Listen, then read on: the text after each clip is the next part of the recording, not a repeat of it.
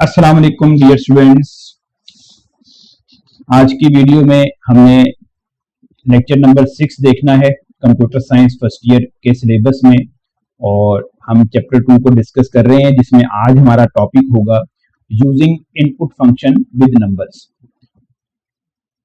तो हम अपनी स्क्रीन के ऊपर चलते हैं जहां पे हमारे नोट्स हैं और देखते हैं कि यूजिंग इनपुट विद नंबर्स जो है वो हम कैसे करते हैं।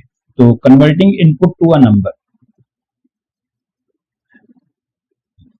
Input always gives a string. जब भी हम इनपुट फंक्शन का इस्तेमाल करते हैं तो वो हमें एक स्ट्रिंग देती है। Even if the user types a number, अगर यूजर ने कोई नंबर भी टाइप कर दिया तब भी इनपुट फंक्शन हमको स्ट्रिंग ही रिटर्न करता है। अब ये स्ट्रिंग होता क्या है, इसको थोड़ा सा हमें अंडरस्टैंड करना पड़ेगा। जब भी आप कभी डेटा डबल कोट्स के अंदर लिखें तो उसको बोलते हैं स्ट्रिंग। जैसे मैंने यहां पे एक सिटी लिखा है लाहौर, और उस सिटी को आप अगर ऑब्जर्व करें तो मैंने डबल कोट्स के अंदर लिखा है। तो जो चीज आप डबल कोट में लिखते हैं वो बेसिकली एक स्ट्रिंग होती है। जब भी हम कभी डेटा इस तरह से लिखेंगे तो इसका मतलब कि वेरिएबल के अंदर जो आपने डेटा स्टोर किया है वो एक स्ट्रिंग है। स्ट्रिंग बेसिकली क्या है? String is the collection of characters. String basically multiple characters जो होते हैं उनको एक कलेक्शन होता है, तो उसको आप डबल कोट्स में लिख देते हैं। देखिए, इन दोनों के अंदर फर्क को अंडरस्टैंड करें। ठीक है, यहां पे अगर मैं ऐसे लिख दूं, ठीक है, अगर मैं यूं लिख दूं इसको, जैसे मैंने यूं लिख दिया, तो इस सिटी में और इस सिटी में क्या फर्क है? ये सिटी जो है वो पाइथन बेसिकली इसको एक वेरिएबल कंसीडर करेगा। इसको पाइथन एक वेरिएबल या आइडेंटिफायर, या आप समझ जाएं क्योंकि हमने कुछ चीजें और नहीं पढ़ी हैं, तो इसको पाइथन एक वेरिएबल कंसीडर करेगा। इस सिटी को पाइथन जो है ना वो वेरिएबल कंसीडर कर रहा है, जबकि ये जो सिटी है ये पाइथन की नजर में एक स्ट्रिंग है, जस्ट कलेक्शन ऑफ कैरेक्टर्स है और कुछ नहीं है।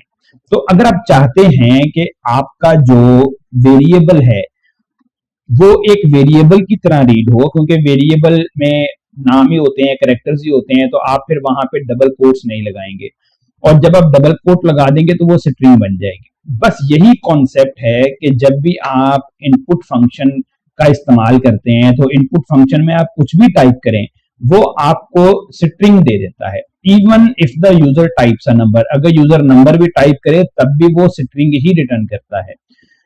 तो इसका मतलब वेरिएबल के अंदर स्ट्रिंग स्टोर हो रही होती है। To perform mathematical operations given string must be converted into number. अगर आप किसी भी नंबर के ऊपर कोई मैथमेटिकल ऑपरेशन परफॉर्म करना चाहते हैं तो वो जो स्ट्रिंग है वो कंपलसरी है कि पहले नंबर में कन्वर्ट हो। तो वो नंबर में कन्वर्ट कैसे होगी, उसके लिए हम दो फंक्शंस इस्तेमाल करते हैं, इंट और फ्लोट। अब इसको हम थोड़ा सा प्रैक्टिकली समझते हैं चीजों को। पहले मैं यहाँ पे आईडीएलई ओपन करता हूं पाइथन का, और स्क्रिप्ट मोड को ओपन कर लेते हैं, और इन दोनों स्क्रीन को मैं साइड बाय साइड रख लेता हूं। आप एज्यूम करें स्टूडेंट कि मैं यहाँ पे एक एक्स वेरिएबल के अंदर इनपुट फंक्शन का इस्तेमाल करते हुए लिखता हूं एंटर फर्स्ट नंबर। ठीक है जी, और इसको अगर मैं प्रिंट करूं, योर नंबर इज, और इसको कॉमा लगा के हम लिख देते हैं एक्स। मुझे ये आइडिया है कि आपको ये पता है कि हम प्रिंट का इस्तेमाल कैसे करते हैं। अगर हम इस कोड को रन करेंगे तो एक तो ये आपको एरर देगा कि ये कोड आपका सेव नहीं है, तो हम इसको सेव कर लेते हैं। नाम में जो पहले से लिखा होता है उसी को रन कर देता हूँ। एंटर फर्स्ट नंबर, यहाँ पे मैं नंबर टाइप करता हूँ 54, तो वो 54 दिखा तो रहा है आपको। ठीक है, यानी एक्स के अंदर उसने 54 स्टोर कर दिया। ठीक है, लेकिन एक और चीज समझते हैं, एक वेरिएबल के बाद हम यहाँ एक और वेरिएबल क्रिएट करते हैं, यहाँ फिर लिखते हैं इनपुट और एंटर सेकंड नंबर। और स्पेस दे के मैं ना यहाँ पे कॉमा लगाता हूं, ठीक है, ताकि जब हम यहाँ पे टाइप करें ना, आप यहाँ पे देखें तो यहाँ पे स्पेस बिल्कुल नहीं है, इसलिए मैंने यहाँ पे एक स्पेस दे दी है ताकि यहाँ पे स्पेस डिस्प्ले हो। और इसको कॉपी करके यहाँ पे लिख देते हैं योर सेकंड नंबर इज, और ऊपर लिख देते हैं योर फर्स्ट नंबर इज। नीचे हमें फिर x की जगह पे y लिखना पड़ेगा। अब हम जरा देखते हैं कि ये काम करता है कि नहीं। मैंने फाइल को सेव कर लिया है और इसको रन करते हैं। Enter first number 54, enter second number 41, तो वो सही दिखा रहा है आपको दोनों नंबर। तो फिर क्या परेशानी है? मैंने तो आपको बताया था कि ये काम नहीं करेगा। काम क्या नहीं करेगा आपको ये अंडरस्टैंड करना है। अगर मैं यहां लिखता हूं स्टूडेंट z में कोई वैल्यू असाइन कर दूं x प्लस y, और यहां पे इस स्टेटमेंट को दोबारा लिखता हूं और यहां हम लिखते हैं the sum of two numbers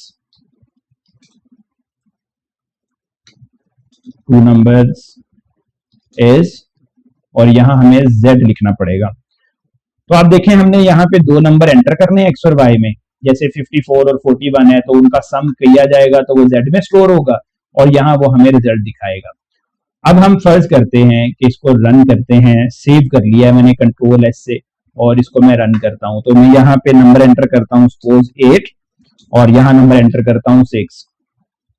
तो देखें एक बात आपने एज्यूम करनी है। मैंने इस लाइन के मुताबिक 8 एंटर किया है, इस लाइन के मुताबिक 6 एंटर किया है।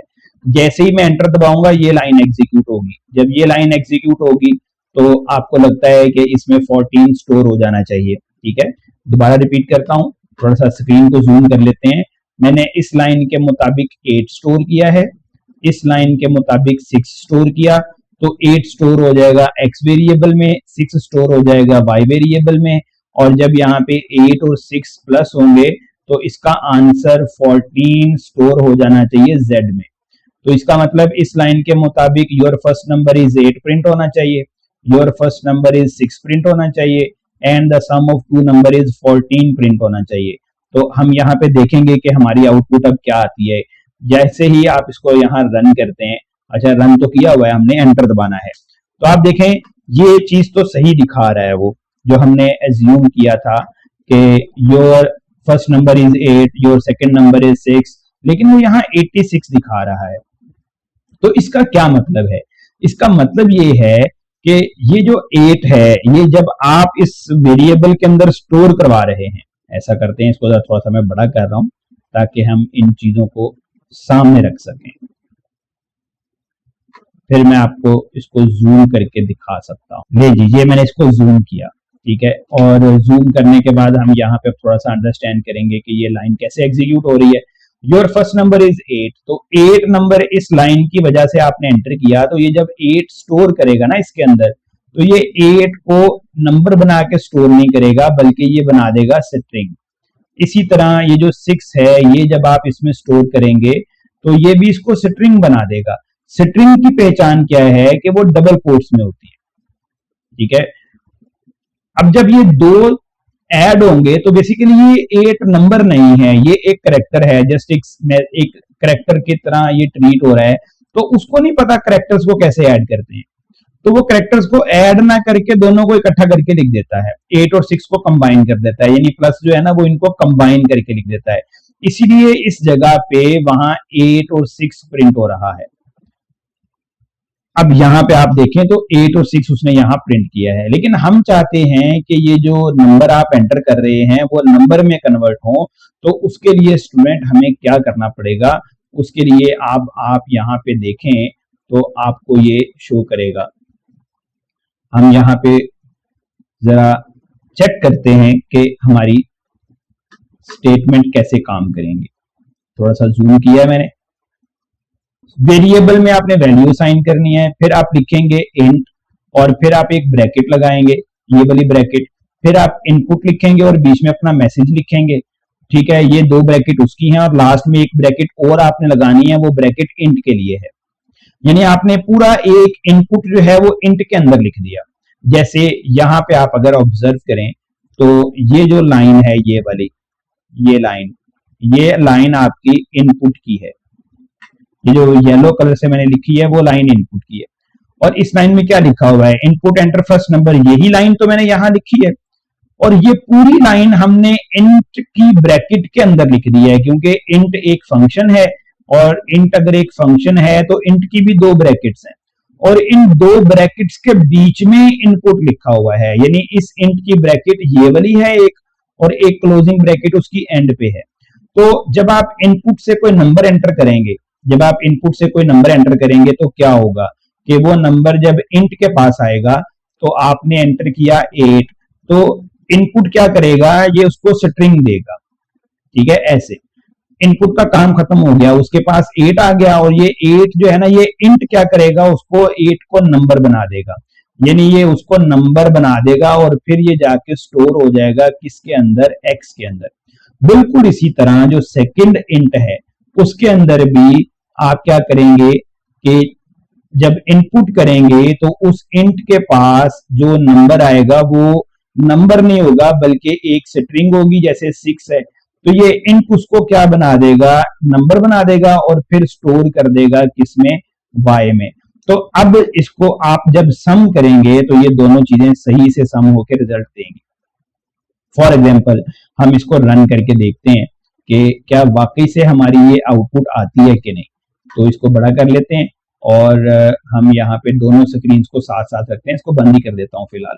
यानी आपको इसको लिखना पड़ेगा, इंट के अंदर स्टार्ट में भी ब्रैकेट लगाएंगे और एंड पे भी ब्रैकेट लगाएंगे, फिर इसी तरह इस इंट को भी लिखना पड़ेगा, स्टार्ट में भी और लास्ट में भी।